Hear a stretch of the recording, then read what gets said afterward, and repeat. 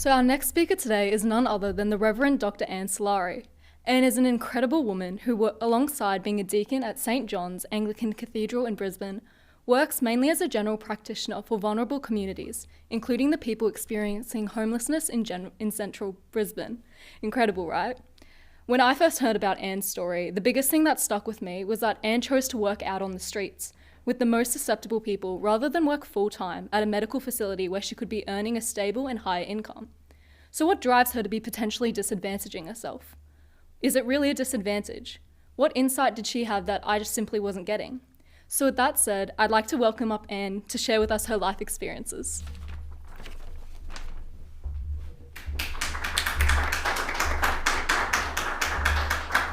Thank you for the introduction. Hello, everyone. I would not feel in any way that I was disadvantaged. I'm actually really lucky. I've got a beautiful family, I live in a fabulous place, and I can do fairly much whatever I want within limits, COVID being the biggest limit at the moment, of course. I was born in London.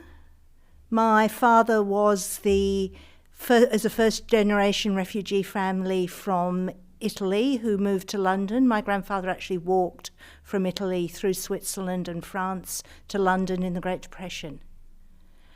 My family lived in the suburbs of London. My dad had a very well-paying job. He didn't go to uni because he was conscripted at the end of the Second World War, and when he got back from Germany, he didn't want to go to uni, and he started in the banks. I have 4 younger siblings. I went to a grammar school in a very nice suburb and had all the advantages that a middle-class white girl would expect. My childhood wasn't desperately happy. We had a very strict, abusive upbringing in many ways, but life was okay. When I was 18, I had a place to go to university to do maths, but chose instead to go nursing. Because for me, I wanted to leave home, and leaving home meant being independent. So I went to Bart's Hospital and I trained as a registered nurse. And at the end of my training, I started working on the kids' cancer ward. And I worked there as a trained nurse for a couple of years before realising that I wasn't desperately satisfied in what I was doing, because I actually knew more about what we should be doing than the doctors coming through. And that was simply experience. They were there for 3 to 6 months. I'd been there for 2 years by that stage. So I went to university and trained as a doctor. At the end of my training, I was living in the southwest of England. I had been sent to a church as a child. I'd gone to a Baptist church. When I left home, I had left the Baptist church. I believed that I was being taught that God sent his only son to be killed, and I couldn't actually believe in a God that would kill anybody. I actually had this feeling inside me that we all matter. There's something special about each of us, and that we should actually be doing the best for each other, and that killing people wasn't part of the big scheme of things in my brain. And that calling is what's told me that I needed to go and look after people. So I became a nurse, then a doctor. Then when I started medicine, I had started going to a Roman Catholic church in Bristol. And as I got to the end of my training, I was having this call to do something. And it felt to me as if I was being called to become a leader in the Roman Catholic Church. And the problem for women in the Roman Catholic Church is that leaders tend to be male, and if you're a woman and you're a doctor, you can be a nun or a missionary. And for most people who know me will know that probably deep, dark African jungles are actually not my thing. I love walking, but Tuscany is my place. And to be a nun really didn't actually fit with my aspiration to have a large family. So after I had worked for a couple of years and started my training to become a paediatric oncologist, I actually decided to run away from God, because God wouldn't leave me alone in England. So I ended up in Australia, where I got pregnant, got married, had kids in a small place called Grafton, and actually lived there for 20 years. I couldn't do paediatric cancer services in Grafton because I couldn't do my training there. And having kids, I didn't really want to leave them behind, so I became a GP. Now, the interesting thing for me is that I grew up in the UK, where you don't pay to go to the doctor.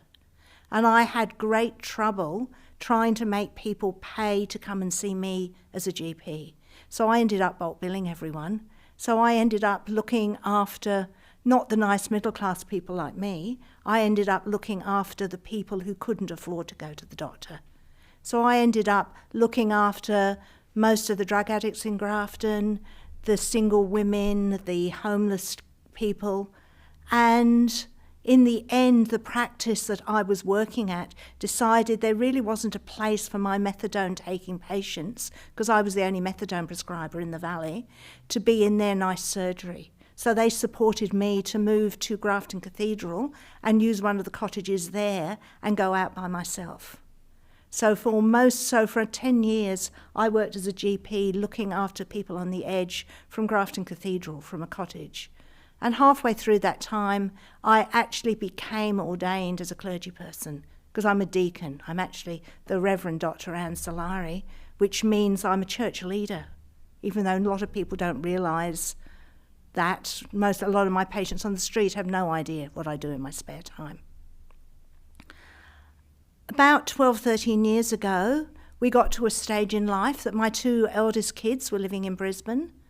Rhiannon, who is my third child, had finished just done year 12 and she was going to come to UQ trying to start to do medicine. She's the only one who's followed in my footsteps at all. And she doesn't want to be a homeless doctor, she tells me. And my younger daughter was ready to go into year 11, and her best friend's family had moved up to Brisbane the year before. So we made the decision as a family that we would come to Brisbane. And so I moved my job as a clergy person from Grafton Cathedral to Brisbane Cathedral, and I started working in a general practice on the south side. I decided to go back to normal general practice because my kids thought that would be much nicer for them. You know, they were in a big city. If I worked regular hours and knew nice people, that didn't work. It was an absolute failure. I'm not very good at sitting in a surgery trying to make money for somebody by seeing 6 people an hour. I like to listen to people and I like to do my own thing. So that didn't last for very long, and I ended up doing what I'd done in Grafton, but not from a cottage in the cathedral grounds. I was living in the building in the cathedral grounds as the cathedral deacon, but I started going out with the different organisations that work within the homeless sector in Brisbane. So I started going to several of the homeless shelters. So most days my life started at about 7:30 in the morning when I would go to one of the shelters and see people there as their GP. I would then move to one of the resource centres or one of the other shelters, or go out with the drug on bus seeing people on the streets, or with the Anglican nurses at various places. And for the last 10, 11 years, that's what I've been doing. My life cycle has been moving from place to place with my office in a bag, looking after the people that I think I'm actually called to look after. It's not what I ever saw myself doing. It's not what I realised I was called to do, but I actually love listening to people. I hate paperwork, but I love listening to people's stories. I love trying to solve problems. I like just being there with people, trying to meet their needs, which is what I do. I also do a horrendous amount of paperwork because the most valuable thing a doctor has is their signature. So I do forms for Centrelink, I do forms for housing, I do forms for anything you can possibly imagine. But I know that I make a difference to some of these people because I work with people who feel hopeless. When you're a drug addict, when you're a rough sleeper, when you're someone who has got nowhere to go, who knows they're going to lose the poor housing they've got, who's been abused by other people all their life, they actually get to a stage where they can't see any hope for the future, which is why so many of them drink alcohol and use drugs. And those of us who go in actually have to take the hope into their lives with us. we're the ones who can listen to the story and validate the experience, but validate that they're a real person and that they can do something. And there is some hope in the future. We can't promise them a nice house. We can't promise them a job, but we can promise them that they're special and they do matter. And I'm privileged to share that with them. I'm also fortunate in Australia that nearly everybody who's homeless has a Medicare number. So I can actually get paid for doing that, which is why I'm not disadvantaged. Yes, I don't earn huge wages, and yes, I get exhausted after listening to 15 to 20 people's stories a day, so I'm not earning big bucks, but I'm actually advantaged because I know I'm actually doing something that's valued. At the moment, COVID has made a huge difference to our sector because for the first time in living memory, we've actually had a huge percentage of people in Brisbane housed. What happened during the lockdown was that it became illegal to sleep in public places. One stage during the lockdown, you weren't even allowed to sit in a park. I'm sure you can remember that last year. We were only allowed to walk through them. So what initially the Department of Health and then Department of Housing took over, and everybody who was sleeping rough was actually offered a room in a hotel because the hotels had rooms and no people because there's no tourists. And every single lockdown since, the same thing has happened. The really good thing about that was not only did they get to sleep in a room and get fed, so their physical health actually improved, the ones who actually worked with the welfare workers and worked with Department of Housing were actually all offered housing as well. So we've had a lot of people, even if it's only been short periods, have actually been in reasonable accommodation. And we've had a lot of people, particularly middle-aged men who've been waiting 12, 13 years for housing, have suddenly got their housing because the Department of Housing has done miracles and has found rooms and apartments and flats. And instead of refurbishing them, have let people move straight into them.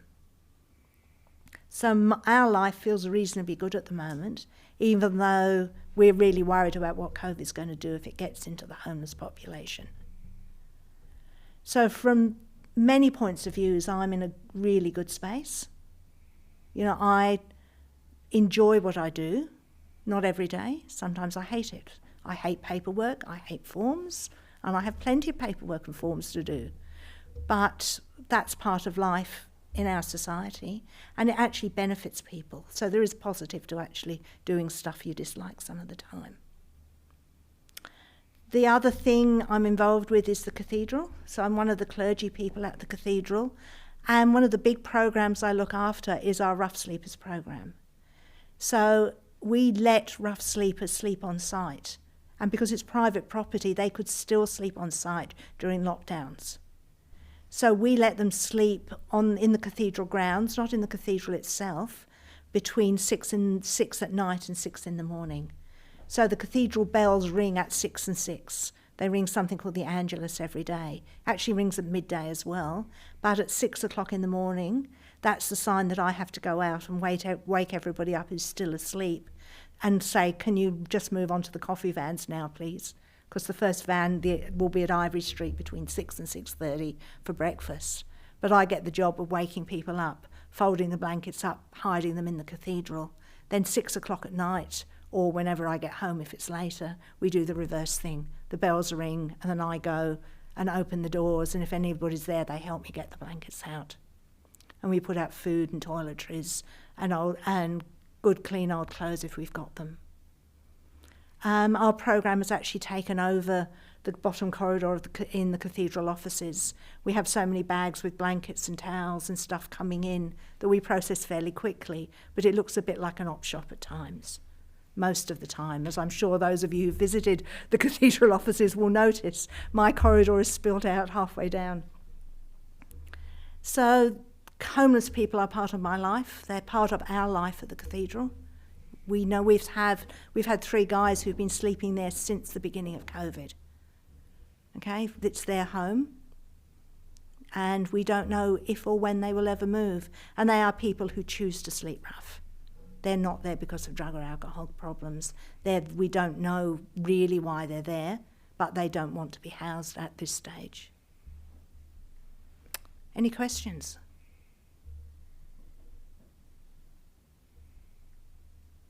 Anything else I meant to talk about? And that is boom, man. That is amazing. Did I cover everything I wanted you to? Yeah, it's, don't be put off by no questions. I'm just thinking, my gosh, really. It might be good though to have one question to put to Anne. Anyone want to volunteer a question? I'm sorry, what do you think as a Western world needs to be done, can be done? Okay, so Dom's asking, how can we stop homelessness, or can we stop homelessness in the Western world? And this is a really interesting question, and that's often what I'm called to come and talk about to groups. Homelessness, we can't get rid of completely, because there are some people who don't want houses. There are some people who are in spaces in their lives where they want to be itinerants. One of the people we have who sleeps regularly at the cathedral owns property. He chooses not to live on his property. He chooses to be homeless, and I don't know why. Another person we have sleep regularly has a housing property up at Ascot, and he hates sleeping in it. He's far more comfortable sleeping rough with the people he always sleeps with. Okay, but they are the exceptions. I know them really well because they're part of my life and I see them at least twice a day. The vast majority of people who are homeless because they don't have anywhere they can go. One of the big problems is that we don't have enough housing to house everybody. Okay? There isn't enough appropriate housing. A lot of people are housed at the moment, so normally we would have 15 to 20 people sleeping rough at the cathedral every night. At the moment we're having 5, 6, 7.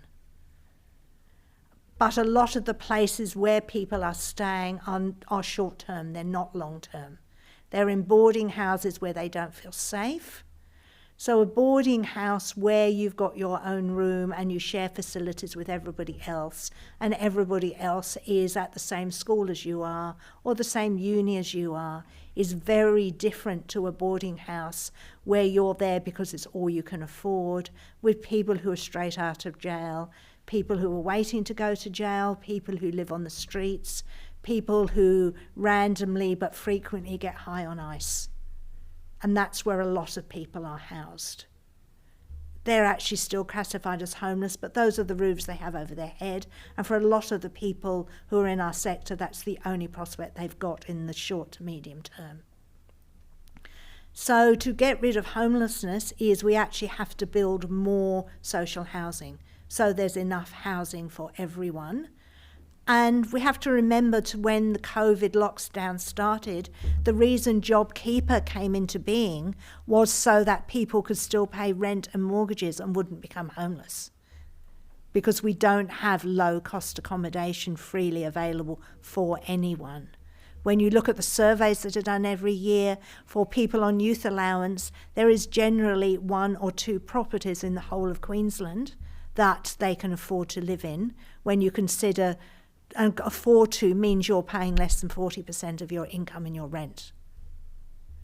Okay, so the first thing is we need the houses. Secondly, we actually need to have a living wage. Even with the increases in whatever we're calling job seeker is at the moment, and I get a bit confused, the names change as soon as I'm used to one, it may still be job seeker. With people are still getting about $300 a week, and we know studio and 1-bedroom apartments in most areas of Brisbane, and we're not the most expensive place to live, start at $320. If you're getting anything cheaper, you're really lucky, or there's something wrong with it. and you cannot afford to pay 80, 100, 110, 120% of your income in housing costs. It just doesn't work. You actually have to pay bills and buy food and do other things as well. We know that Scandinavia has done a really good job at providing affordable housing, and for them they've had that nucleus of people. They always have some people who are homeless, but it is only a few people. And they have shown that if you house people, the drug problem, the crime problem, everything else improves as well. The reason drug addicts use so much drugs is they've got nothing else worthwhile to do and no prospects. They are addicted, but there's nothing to make them give it up because there's no hope of anything else for most of them. So we need decent Centrelink benefits. We need a lot more housing. And we need people to vote for that. Because the reason we haven't got that is that we keep on voting for politicians who aren't going to give us that. And often because they frighten us by saying we're going to lose everything if we spend more money on people who don't deserve it, which is a load of garbage. We know if we tax the high-end people more, and I'm a high-end person. You don't have to be very wealthy to be a high-end person. You know, it makes a minimal difference taking more money off rich people. It makes a huge difference giving a bit of money to somebody who's got nothing at all. And various cities in the US have done studies seeing what happens when you house homeless people. So cities and towns will just randomly decide they're actually going to do pop-up housing. And they do it and they house all their homeless people. Their crime level goes right down. The quality of living for everybody in the town goes up. In Brisbane, between 2014 and 2017, or South East Queensland, we spent $15 million on keeping people homeless. About 10 million of that was in police and justice costs, and 5 was in health costs. That was ambulances, casualty attendances, admitting people to hospital, which would not have happened if they were housed. And it's fairly easy to work out, you know, and COVID has shown us our hospital admission rate went way down for homeless people while people were all in hotels. Crime went way down. It doesn't disappear, but it drops right down on that sort of thing. And it worked in all those towns. The only problem was, as soon as all the people were housed, the next townspeople moved up the road and joined in because they wanted housing too. So it's only something you can do if the whole country's doing it at the same time. And which in our lockdowns have. Every city did it. All the big capital cities had hotel programs. What we found was that halfway through the lockdown, Bundaberg suddenly moved to Brisbane. I was suddenly seeing all these new patients who were homeless and who had moved down to Brisbane because they'd heard that everybody was being put up in hotels here. They left it a bit late though. They came when everybody was starting to leave the hotels. Does that answer your question, Dom? So we vote for the right people, okay?